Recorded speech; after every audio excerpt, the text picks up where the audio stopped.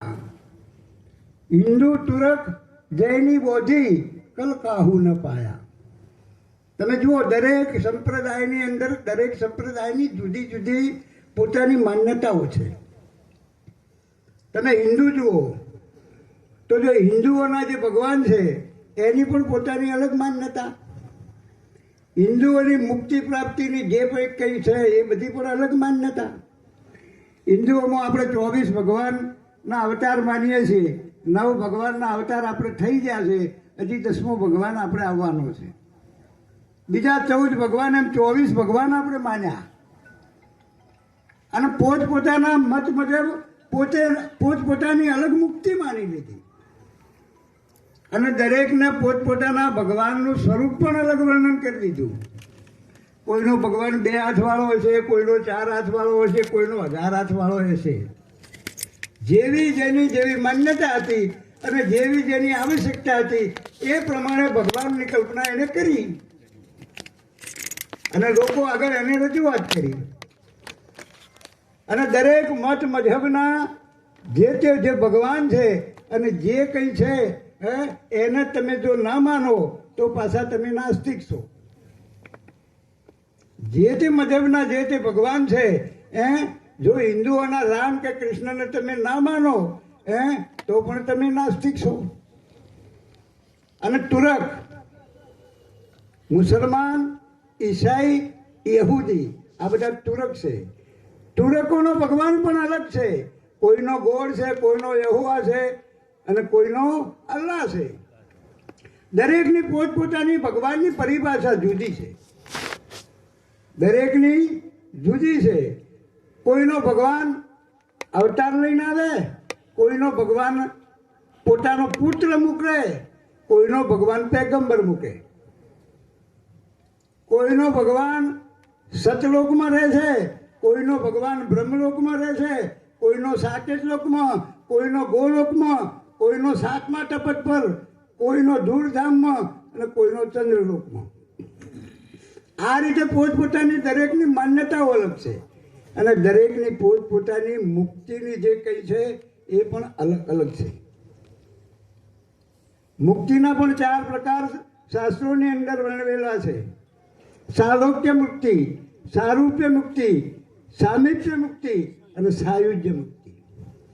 સાલોક્ય મુક્તિમાં જ્યારે આ દેહ છૂટે ત્યારે બધા કહે છે કે ભગવાનના ધામમાં જો. તો ભગવાનનું કોઈ લોક અલગ છે અને આ જીવાત્મા તે લોકની અંદર જો. ભગવાનના લોકમાં એને સાલોક્ય મુક્તિ કહે. બીજો જે કંઈ ભગવાનનો ભગત છે એ ભગવાનની સમીપ જતો રહ્યો, ભગવાનની પાસે જતો રહ્યો એટલે એને કહે છે સામીપ્ય થઈ ગયો. બીજો સારૂપ્ય, ભગવાનની બરોબરીનો થઈ ગયો એટલે ભગવાનના રૂપ જેવો થઈ ગયો, એને સારૂપ્ય કહે છે. અને ત્રીજો સારૂપ્ય, ખુદ ભગવાન થઈ ગયો. ભગવાન નહીં પણ ખુદ પોતે ભગવાન બની ગયો એટલે કે છે એને સાયુજ્ય મુક્તિ થઈ. તો આ રીતે દરેકની પોતપોતાની માન્યતાઓ અલગ છે. અને આ માન્યતાઓમાંથી આ જીવ એટલો બધો ગૂંચવાય છે. આ ગૂંચવાડો કાઢવા માટે આવા જે સંતો છે, આવા જે મહાપુરુષો, વિવેકવાન, વૈરાગ્યવાન અને જ્ઞાન ગુણ સંપન્ન જે સંતો છે એ તમને આ ભ્રમણામાંથી બહાર કાઢે છે. કેમ કે જીવ બિચારો અજ્ઞાની છે, જીવને તો કોઈ ખબર નથી. જીવને કોઈ પણ વાતની ખબર નથી એટલે જીવ તો અજ્ઞાની છે. અને એને જ્ઞાન આપવા માટે આવા જે સંતો છે એ પોતાનો ઉપદેશ કરી અને એની સાચી દિશામાં વાળે છે. જુઓ, દરેકની કલ્પના ભલે જુદી હોય પણ સત્યમાં કોઈ અંતર હોતું નથી. સમજે કે ગતિ એક હૈ. જેને વાતને બરાબરી સમજી લીધી છે એનામાં પછી કોઈ અંતર રહેતું નથી. કેમ કે સત્ય એક છે, સત્ય અલગ છે. આ તો માન્યતાઓ, કલ્પનાઓ અલગ છે. પણ જેને સત્યને સમજ્યું છે, જેને સત્યની અનુભૂતિ થઈ ગઈ છે એનામાં પછી કોઈ ભેદ રહેતો નથી. એ તો મેં ગોળ ગાતો અને મને જે પ્રકારનો આનંદ થયો એટલો ગિરનારી મહારાજ ગોળ ખાય તો એમને એ પ્રકારની અનુભૂતિ થાય. એમાં બીજું કંઈ છે નહીં. એટલા માટે આપણને જે સંતો છે એ આપણને આ બધું સમજાવે છે. કબીર સાહેબનું નાનકડું પદ છે, સંતો પરિમન અર્જન ભારી. સંતો પડી મન અર્જન ભારી, કહે સુને કછું હાથ ના આવે, અભી ગત કી ગત ન્યારી. કોઈ કહે એમ નિર્ગુણ સેવે, તો નિર્ગુણ ગાગુણ कैसा, सरगुण को निर्गुण कहिए वही बड़ा अंदेशा. પછી સાહેબ કહે છે કે સરગુણ બિન નિર્ગુણ હાથ ના આવે, ગુણ બિન નિર્ગુણ હાથ ના આવે. નિર્ગુણ કહીએ જ્ઞાન મહાત્મ, નિર્ગુણ કહીએ જ્ઞાન મહાત્મ, સગુણ સંત બિરાજે. વાહ વાહ. નિર્ગુણ ગુણ બિન સગુણ હાથ ના, નિર્ગુણ હાથ ના આવે. અવગુણ દેખત ભાજે, अवगुण देखत बाधे. निर्गुण सगुण एक रूप है, बिरला जनपद पर से हंस समेत एक चित होई, सुधा अमीरस बरसे. कहे कबीर अंतर की करनी, प्रगट होय जब साची, साचे साथ सोजी जीवे, गगन मगन होय नाची. जो કે હે સંતો પડી મન અર્જન ભારી. લોકોના દિમાગની અંદર બહુ પ્રકારની ઉલઝન પડી છે, ઉલઝન પડી છે. કહે સુને કશું હાથ ના આવે. ખાલી કહેવાથી કે ઓભળવાથી કઈ વસ્તુ પ્રાપ્ત થવાની નથી. જ્ઞાનનો ઉપદેશ તમે હોબળી લો, પણ કે છે એ ઉપદેશ જો તમને આત્મસાત ન થાય તો સુધી કલ્યાણ થવાનું નથી. ખાલી કહેવાથી કે હોબળવાથી, અહીંથી હોબળી અને ઘેર જઈને તમે ભૂલી ગયા એ નહીં. સંત જે કઈ ઉપદેશ આપે છે એ જીવન પ્રમાણે જો જીવનમાં તમે જેને ન ઉતારો અને એ પ્રમાણે જો વર્તન ના થાય તો કલ્યાણ થતું નથી. એટલા માટે કો સરગુણ કો નિર્ગુણ કહીએ. કોને સગુણ કહેવો, કોને નિર્ગુણ કહેવો, વહી બડા અંદેશા. એ સાહેબ કહે છે એ જ મોટો અંદેશો છે. તો સગુણ શું છે? તો કે સગુણ છે, નિર્ગુણ કહીએ જ્ઞાન માતમ. નિર્ગુણ છે એ જ્ઞાન રૂપ છે, જે આત્મ તત્વ જે આપણી અંદર જે બનેલું બેઠું છે, જે ચેતન તત્વ, જેને પુરુષ પણ કહે છે, ચેતન પણ કહે છે, આત્મા પણ કહે છે, એ ચેતન તત્વ જ્ઞાન સ્વરૂપ છે. વેદોમાં પણ શબ્દ છે પ્રજ્ઞાનમ બ્રહ્મ. અને સચિતાનંદ રૂપ જે શબ્દ આપેલો છે, સચિતાનંદ, સત્ય, ચીજ અને આનંદ, આ ત્રણ ગુણ લક્ષણો વાળું છે. સત જે પહેલા પણ હતું, આજે પણ છે અને હજી પણ રહેવાનું છે. ચિદ જે જ્ઞાન રૂપ છે અને આનંદ ગુણ લક્ષણ વાળો એ આત્મ તત્વ છે. એને કહે છે નિર્ગુણ કહે છે. સગુણ સંત વિરાજે.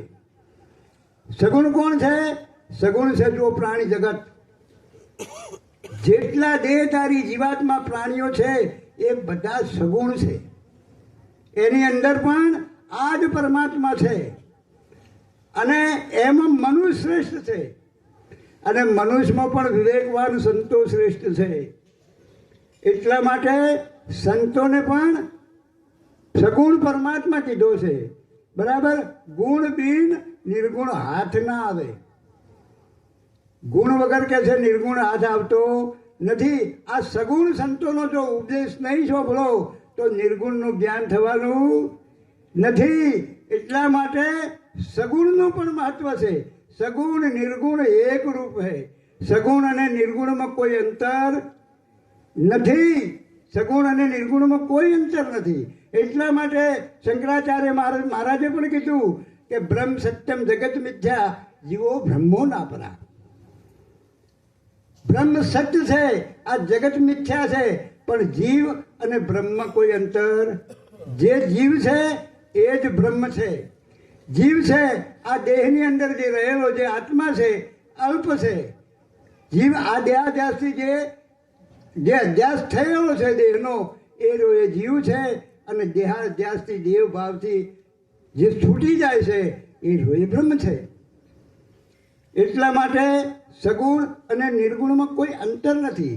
વેદાંત સારમાં મહાત્મા સદાનંદ યોગી લખે છે, કહે છે કે એક અજ, બે અજ અને એક અજિયા. હવે અજ કહે છે બકરીને, અજિયા કહે છે બકરીને, અને અજા કહેશે માયાને, અજ કહેશે બકરો, અને અજ જે અજન્મા પુરુષ જે ચેતન છે એને પણ અજ કહેશે. અહીં એમની પરિભાષા આ છે. તો એમને કીધું કે એક અજ, બે અજ અને એક અજિયા. હવે એક અજ છે એ અજિયાની પાછળ પાછળ ફરતો હતો, બકરીની પાછળ પાછળ ફરતો હતો, જાતો હતો ભોગ વિલાસ માટે. એ બકરીની ભોગની ઈચ્છાથી બકરીની પાછળ પાછળ જાતો હતો. અને એક અજ હતો, એક બકરો એ અજ હતો ને એ સુનસામ શાંતિથી બેઠો હતો, કોઈ જગ્યાએ કંઈ જોતો નહોતો, પણ એક ચિત્ત શાંતિથી બેઠો હતો. સદાનંદ યોગી કહે છે કે મેં ઉઠી અને એને પણ પ્રણામ કર્યા. કયો? જે બકરીની પાછળ જે જાતો હતો ને અજ, એને પણ મેં પ્રણામ કર્યા. અને જે એક ચિત્તે બેઠો હતો એને પણ પ્રણામ કર્યા. તો બકરીની પાછળ જે જાતો હતો એ રહ્યો એ આ જીવ છે, એ આત્મા છે, એ રહ્યો એ બહિર્મુખી થઈ અને ભોગોની અંદર ભટક્યા કરે છે. છે તો ચેતન.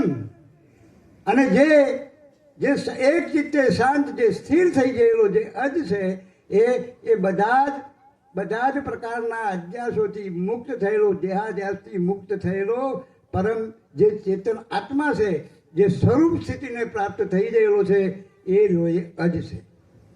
એટલા માટે આ બંને અજની અંદર કોઈ અંતર નથી. જીવો બ્રહ્મોના પરા, જીવ અને બ્રહ્મની અંદર કોઈ અંતર નથી. છે બધા એક જ, પણ એક દેહના અધ્યાસમાં છે એટલે એ રોએ સગુણ રૂપે છે, અને એક દેહાધ્યાસથી બહાર નીકળી ગયેલો છે એટલા માટે એ નિર્ગુણ છે. આ રીતે સાહેબે આની વ્યાખ્યા કરી છે.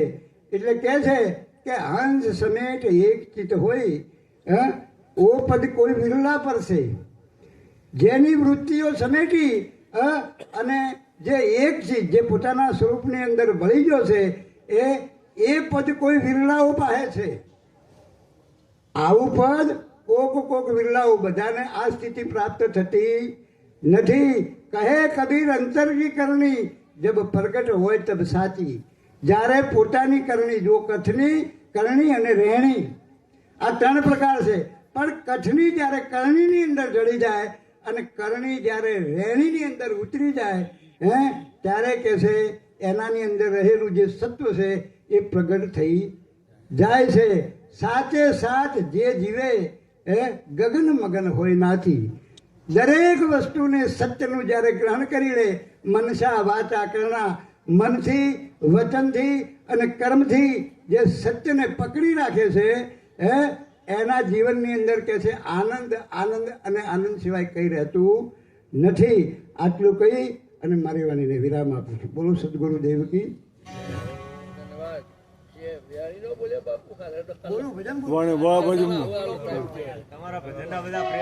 પ્રેમી ભાઈ, હા ભજનના પ્રેમી.